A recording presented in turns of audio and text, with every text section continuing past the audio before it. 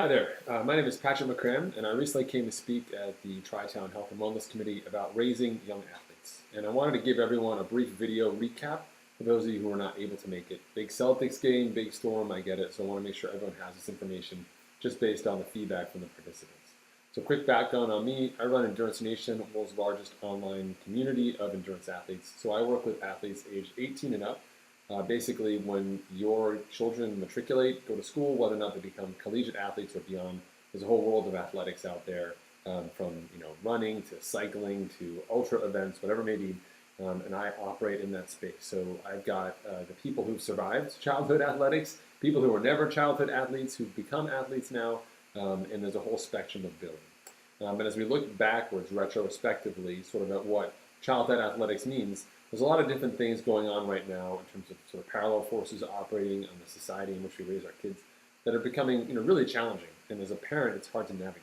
So I'm also a parent. I've got two young girls, 10 and 12 right now.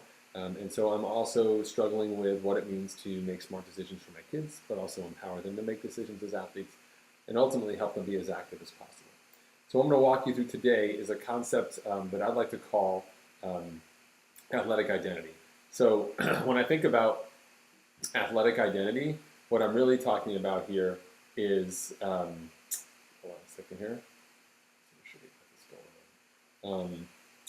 It's that internal drive. It's that internal piece of you that says, hey, if I'm going to go outside right now and shoot some free throws, it's because it's something I want to do. I'm encouraged to do it. I'm inspired to do it. It's something from within.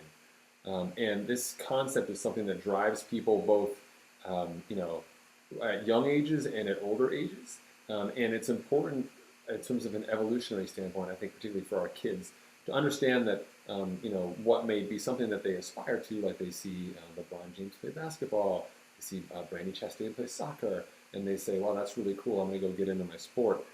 They eventually take sort of that external identity, and it becomes part of their own as they themselves grow and evolve, right? And one of the biggest issues that we face now as parents is sort of matching these sort of external expectations, whether it's kids putting them on themselves or coaches or other people putting it on them, and then matching it with their physical ability as well. So when I think about this process for kids, I think about it as it kind of morphs as they go ahead through their life cycle, right? So as we grow, they become more and more confident, more and more in tune with who they are. They identify themselves as an athlete. And ultimately, get to the far right of that scale, and you think you are, or maybe you are, in fact, the best or the fastest ever in the world. That is a function of an incredible internal drive. Lots of resources and things that have to go into that, good fortune, genetics, etc., but also that internal drive, right? The willingness, the desire to do work when other people don't want to do work. But along the way, there's a lot of people who kind of get lost, get kind of pushed out in the shuffle, and it's really important to understand that athletic identity is something that we need to encourage our kids to develop on their own. This is something that we have to sort of respect and facilitate, but we can't force it down their throats, okay?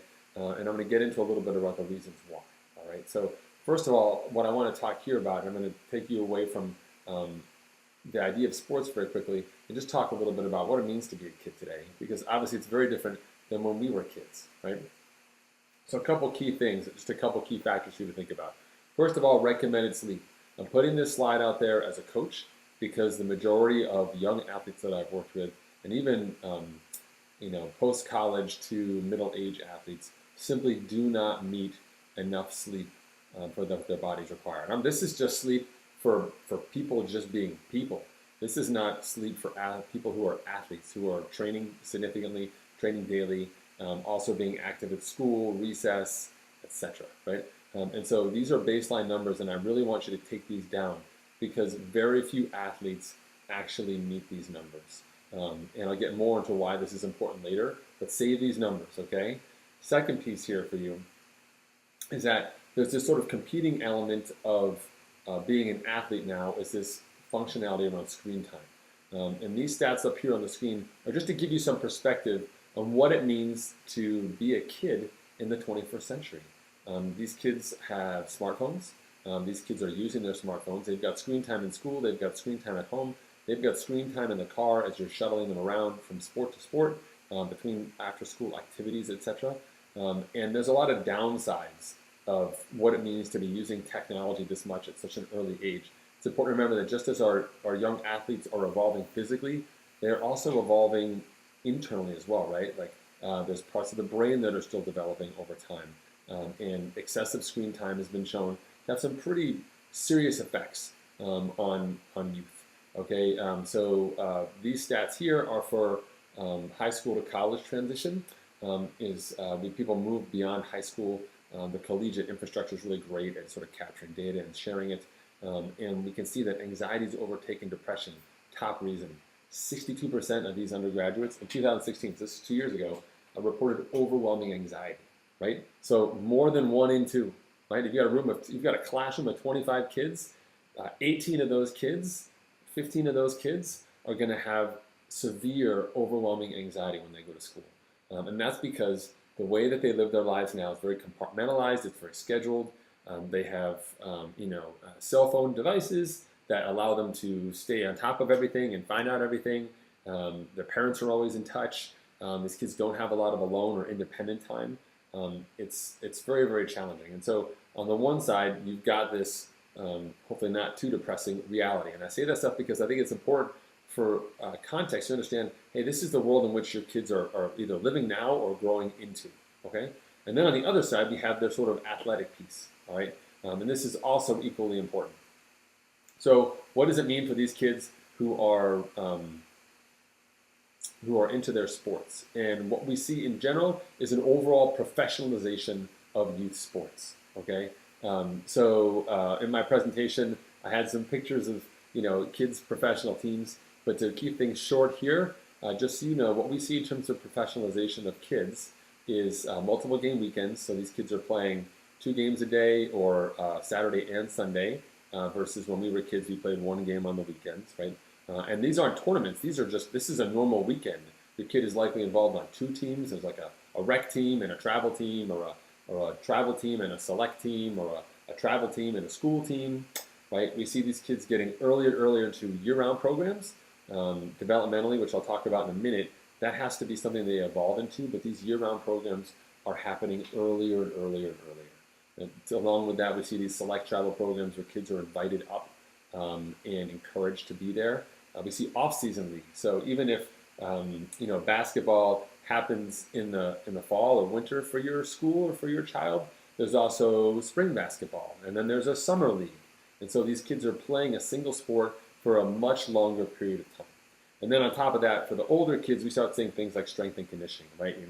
I'm sorry, if your 8-year-old is getting up and having a protein shake before they go do P90X, you've got a problem, right? Because that's not normal. It's not great for them developmentally. And ultimately, it's really something that can hinder them overall. And when I gave this presentation the other night, this really resonated with a lot of people who've got 5th graders playing in multiple hockey leagues, the kids who play soccer, 5, 7. Some of them are playing 5 days a week already. And there's a difference between deliberate play, like, hey, let's go outside and get the ball and kick it around with my friends, and, hey, let's get in the car, put your uniform on, we're going to go to practice right now, and we're going to do it tomorrow, and we're going to do it the day after that, and do it the day after that. Don't forget you need a different uniform for this team than on this team, and then on the weekend we got 2 games on Saturday, we got 1 game on Sunday, and that element really starts to take away sort of that fun, exploratory side of what it means to be a young athlete. And really also takes away a great deal from what it means to be a family if you spend half your time in a car driving around doing all these practices, okay? So, why am I pushing back on this stuff? What's happening? Well, I think it's really important for parents to think about the reality of what's happening, right? So 70% of these kids, this is the American Academy of Pediatrics, 70% of these young athletes will stop playing organized sports by age 13. So you have a 7-year-old who loves soccer. By the time they're 13, more than 70% of the kids on that team are going to stop playing soccer because it is not fun anymore. They can't sustain the focus, energy. They burn out. And to say that you burn out on something at age 13, that's really, that should be eye-opening for you as a parent, okay? Another key element of this specialization early is the injury percentage. 50% of these kids have athletic injuries related to overuse, right? Things that we would normally see in college or beyond college. tendinitis, tendinosis, that young muscles and tendons really shouldn't be subjected to such repetitive motion, and they are. If you think about, Susie, she's a star softball pitcher. Every time someone shows up with a smartphone, every time somebody flies in from a college, every time their friend pulls out a camera, they're throwing as fast as they can. And the net result is Susie's been playing year-round softball or some flavor of year-round softball for a long, long time, gets to the end of high school into college, she may not only be burned out, she may actually be physically injured or have a serious problem, right? All because of the pressure that we put on ourselves and that society and athletics put on us as well, right? It's important to remember, parents, those of you walking around saying, my kid's going to get a scholarship, or if your friend says, my kid's going to get a scholarship, only 1% of high school athletes receive any scholarships. So let's walk that back for a second, right? If only 70% of kids, if 70% of the kids playing right now, your kid's 8, right? 70% of those kids playing right now are going to still be playing at 13.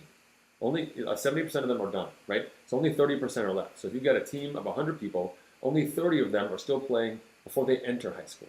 Of the 30% that are left, only 1% of that 30% is going to be successful in terms of getting a scholarship beyond high school, right? And so it's important to realize that the numbers drastically reduce themselves. So your kid may be good and you should encourage them to be good at their sport and challenge themselves. But if your desired outcome is an athletic scholarship, you just have to face the facts, right? That only 1% of those athletes are going to get a scholarship. In fact, only 3 to 10%, right, 3 to 11% here, actually compete at the collegiate level. And that's, of course, D1 through D3. There's lots of opportunities to be active in college as on a team, but there's also lots of other stuff you can do in clubs as well, and I'll talk more about that in a second. And then ultimately, only a 0.03 to 0.5% of athletes actually reach a professional level sport. And so while our children may have sort of aspirations around what it means to be an athlete and to be successful and how you maybe define that for them or alongside them as well, it's really important in the back of your mind as a parent to have some numbers in the back of your head to say, wow, if my child is really going to be that, my child's 7, just starting 2nd grade, and if they're going to be this collegiate athlete that I imagine them to be, over the next 10 grades, 10 years, a lot has to happen. And a huge part of that is simply surviving the sports cycle that we're in. So it's a lot of tough choices as a parent in terms of being able to support your athlete, understanding the social and infrastructure pressures that exist when you're training and raising an athlete. So what I'm going to share here is what the Olympic Committee has put out as some phases of development. It's called the American Development Model. It's very straightforward, and I think it's useful. So again, please take notes here. Just take a look at the numbers and the years to the right. The only exceptions to this are kids who are, competitive gymnasts or divers who, just physiologically peak a lot sooner than most. But for most of us on team sports, this is a generic progression. So we want to walk them through the process of, getting good at sport and enjoying sport and learning how to be better at sport in a way that really encourages them to be successful throughout their athletic career, whatever that may be. If they choose to continue the sport that they're playing now, or they may change sports when they get to college, they may find a new sport after college. Hopefully what we're giving these kids is not only that athletic identity, but that willingness to, and the toolkit, the habits to be successful, to take care of their bodies, to make smart decisions about nutrition and so on, right? So let's talk through the phases quickly, especially on the younger side. So phase 1, discover, learn, and play. At this point in time, all we're trying to do is just have these kids have fun. So lots of games in practice, there's basic skills that they're learning, dribbling and so on, and ultimately going around and just having fun, right? So they've got some practice on the field, and they've also got fun time afterwards. Maybe go around and kick the ball after dinner. Maybe we're doing something where we're saying, let's go down to a pickup game. We do a fun pickup game here around Thanksgiving every year. Things like that. So there's local competitions. We're not traveling, right? And as a parent, you can come in and make it fun. You can do, like I said, the after dinner games or the weekend games. You can get out there and have fun. The kids can have fun by, you can take them to games like, hey, you love baseball, let's go see the Paw Sox play. Like, let's just see a game. Let's watch it. Let's watch other people play. Let's watch some college baseball or college football or whatever your child's into, right? As a parent, you can get involved in coaching. And during this time, you're really sort of managing basic stuff like giving them healthy food, you're being a role model, which is, I think, the most important piece, which is hopefully you are also athletic yourself. You are training or exercising, and you're showing your young athlete what it means to be an athlete. They learn from that, right? And so showing them that you take care of yourself, that you stretch, that you run, that you hydrate, all of those things are really, really important. In that second phase, this is where people move on to being, or children move on to being a little more competitive, right? So they should still be participating in multiple sports. I cannot stress that enough. Your young athlete needs to be playing multiple sports. The basics, fundamental skills of agility, strength, speed, um, directional change, eye-hand coordination. These can be developed across multiple sports. It doesn't just have to be one. And if we get them in multiple sports, they're going to have different groups of friends. They're going to have different schedules. They'll have different seasons. So if your child does play soccer and basketball, then you say, hey, look, this is the soccer season. And then when soccer wraps up, we're going to go over to basketball season.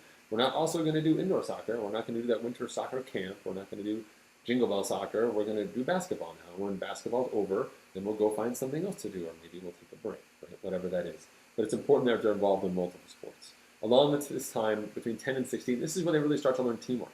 The coaches talk a little less, and the athletes start to talk a little more. They can give directions to one another, they support one another, and as they are maturing physically, as they start hitting puberty, they themselves are developing new strengths, and they're learning a lot about what it means to improve themselves. This is a time when that drive, that directive starts to become their own, that athletic identity. They can start taking responsibility for practice, right? They can manage their own gear. They're doing warm-ups, all those things like that. So you as a parent, if you're really trying to do something, you might go out of your way and try and seek challenges for that athlete. Like, let's find a different team for them to play with. Let's find something else for them to get into in terms of competitiveness. But ultimately, this phase is critical in that it's still meant to be fun while it's also challenging. And that's a tough balance to strike.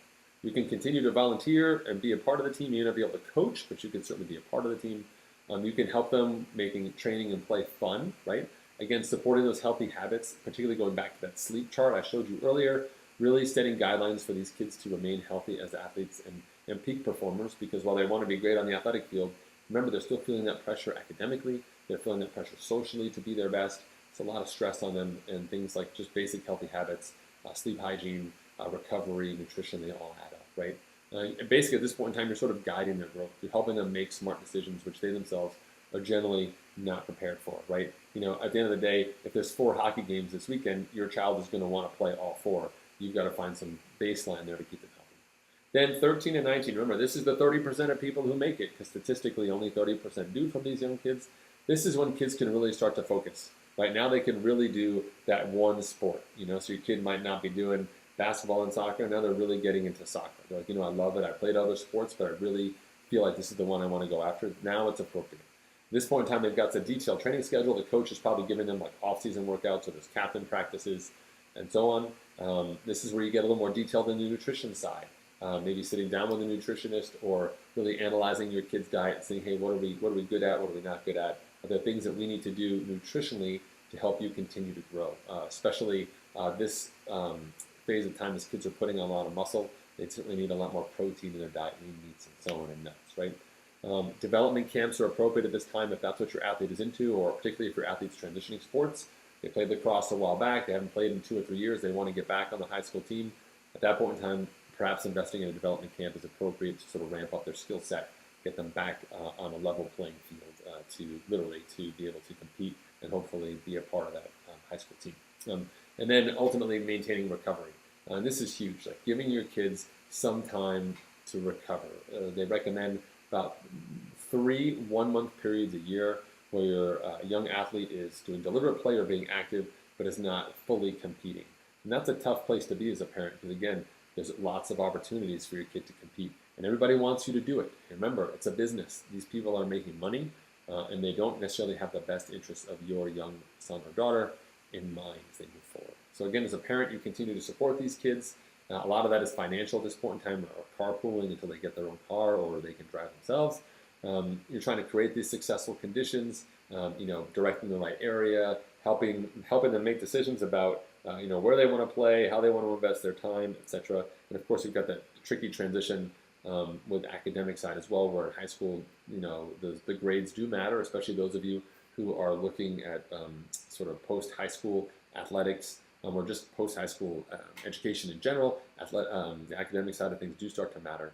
And so this parallel stress factors really come back into play, and you've really got to make sure you're on top of your athlete to keep them healthy and happy, because they're going to burn out. If your young son or daughter says, "Hey, I don't want to play today. I'm done."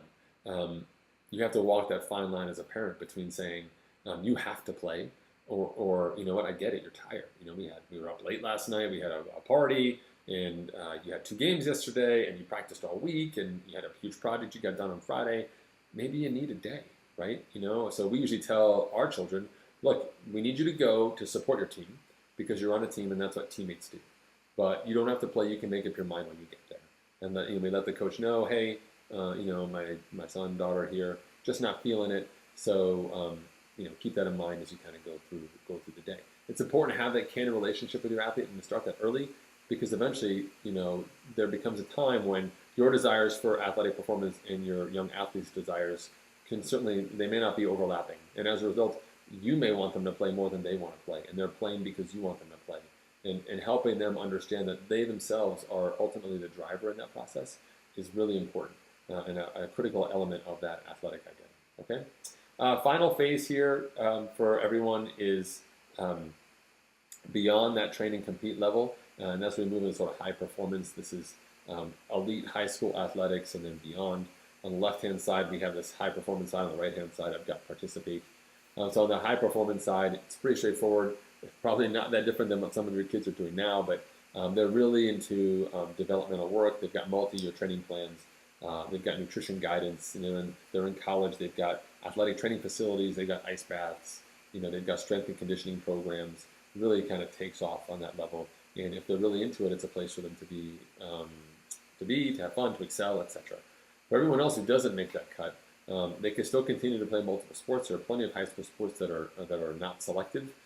In my town, kids can swim, kids can do track, and they're both no-cut teams. So your child can still be active if they so choose. They want to continue to have fun. Like there's plenty of opportunities where kids will do pickup games and pickup activities, even if they're not competing on a specific team. And that's something for your young athlete to look for. And then also be fun. Like get out there. You can take them to do a 5K. Maybe in high school they want to do a half marathon with you. Maybe they want to do some kind of a bike ride.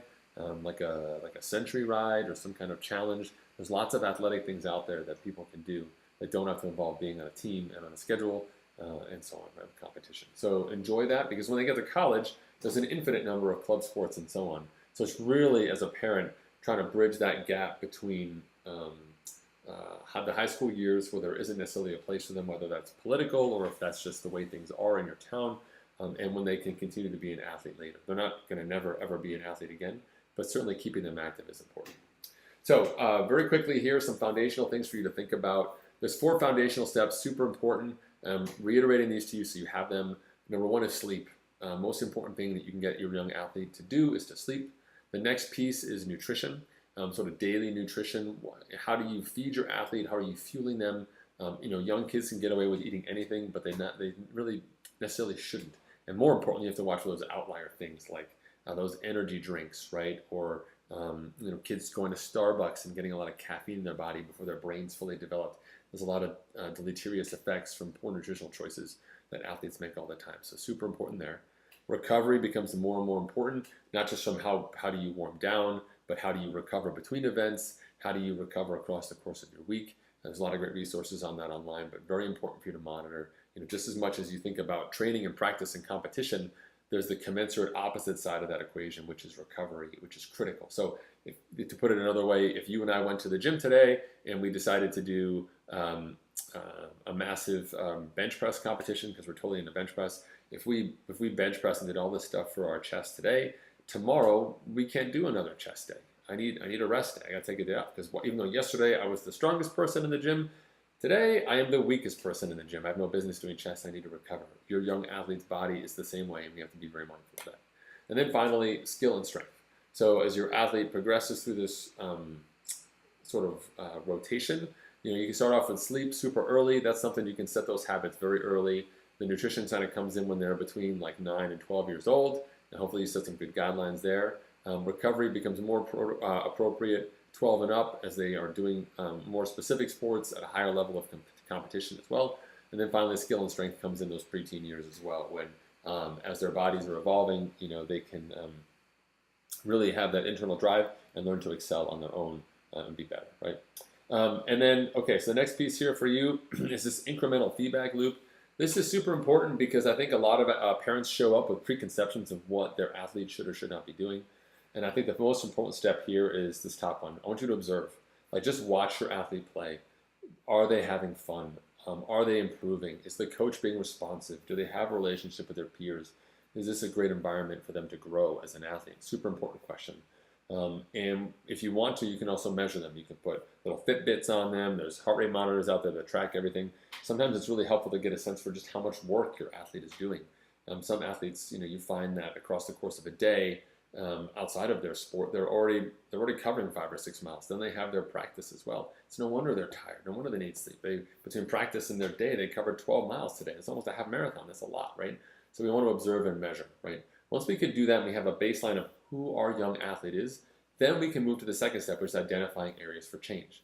So again, rather than letting your preconceptions of what it means to be successful, or if you could just learn how to throw the ball like this, you'd be awesome, and trying to drive your top-down mentality on them, observe them and see what they're struggling with, and see if you can give them a tip or do something that can make them better without being forceful, right? Like your child already has a coach, likely doesn't need another one at home, and so how can you find ways to create incremental change that will lead to success without really being almost too pushy?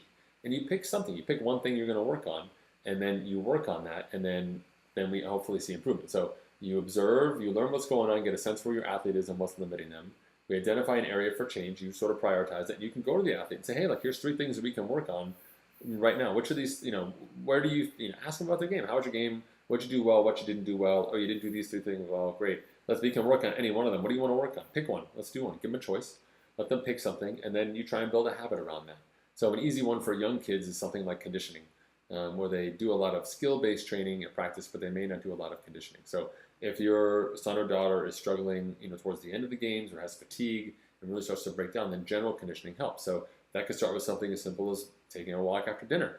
It could be doing something as simple as, hey, why don't you ride your bike while I do my little run around the neighborhood? You can ride with dad or mom while we're running.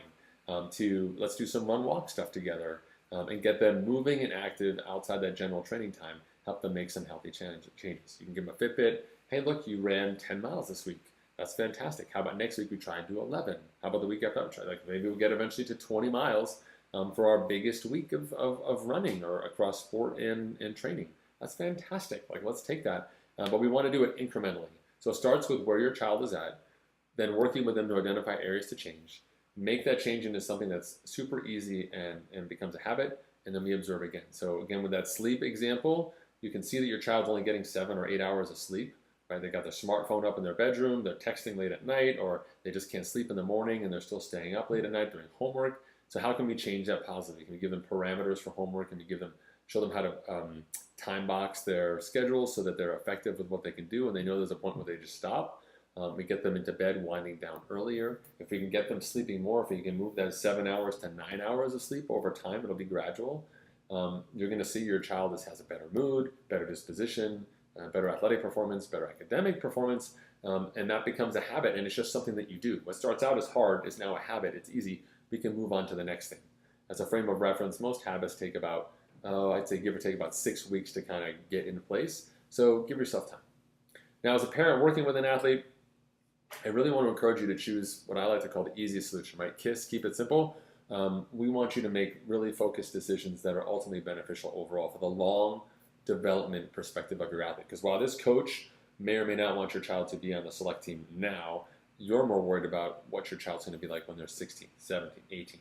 You don't necessarily have the same level of priorities, right? So really limit those early training hours. How the deliberate play is great, but really trying to limit that structure that we are practicing all the time, we are training, we are competing all the time, right? Do your best to avoid those year-round opportunities. Cases abound where an 8-year-old child shows up, has older siblings, so is really good compared to their peers, and the coach pulls the parent aside after the game and says, I really think Susie here should be on the travel team. I mean, really, she's just so good, she needs to be on travel. What they're not telling you is that you're still not going to stop doing the rec team you're doing. So now Susie's got 2 teams, 2 practices. That's fun for a while, but ultimately that will start to hinder your athlete unless they're absolutely ready for it. Okay, starting with simple things, sleep, nutrition, making sure that those building blocks are in place. Those are lifelong building blocks that are super important, and ultimately seeking balance. And that gets back to some of what I was saying earlier around just listening to your athlete. If your athlete's giving you feedback that this is not great, that I'm not having fun anymore, or my legs kind of bothering me. The human body is incredible at adapting. You may find that your young athlete is hiding, masking an issue that could become a problem down the road. For example, we see an increase in concussions for high school athletes. Well, that's twofold. It's partly because we are paying attention to it. We have concussion protocols in place. We have more professionals trained to monitor concussions. But we also, which is what people aren't talking about, is we have kids who are training all week, obviously also doing very well or trying to do well academically, right? And then they come to the weekend and they don't have a game. They've got 3 games, 4 games. Well, by the time you get to that 3rd or 4th game, your athlete is tired. Their response time is slower. Their muscular strength is lower. They're moving at speeds at which they can't necessarily stop themselves as well at. They're just a little off. It's kind of like you and I going on a road trip. We're fine in hour 1. We're fine in hour 4.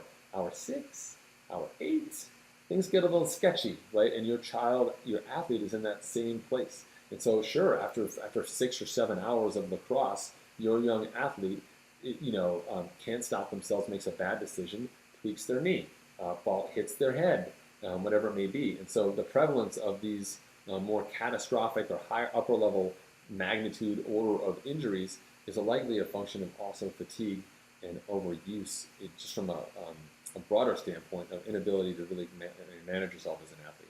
So it's important to think about that as well. So it first starts by giving your athlete a chance to have a voice and listen to that voice and then help them grow. Now I wanted to give you some resources as well beyond this quick talk, this breakdown. Since we're not in a position where we can talk face to face, there's some good resources out there for you that I mentioned in my talk and I wanted to share. So sleep guidelines and tips. This is a great chart and a couple steps for you about what are some things you can take to help your athlete sleep better and set conditions. And this goes for all kids, not just athletes in general. Athletes are easy to think about, but sleep guidelines for all kids. And nutrition for a young athlete, this is a great article with some good breakdown on simple approaches to nutrition that really help your athlete. Sometimes you do have to, jet from one event to another, and you've got to make a pit stop at a restaurant or make a food choice you wouldn't normally make. Hey, life is full of surprises and it's fine. But in general, if you can be intentional about nutrition and help your kids make smart choices, it's great, right? For those of you with the preteen and teen athletes, sports supplements are a real thing. Your kid is probably using them or has friends who's using them.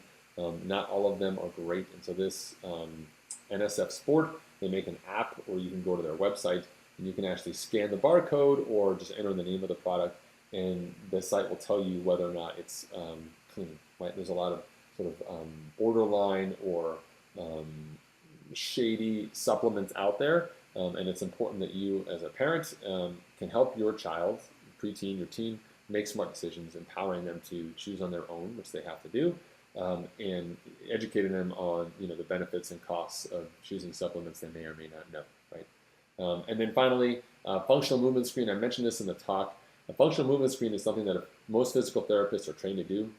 You can take your young athlete to a physical therapist in your town, request a functional movement screen. If they're any good, they can do it for you. It's maybe $150 out of pocket. I have no idea. But it's great for you to get a baseline in terms of strength, functional strength, range of motion, et cetera, for your young athlete.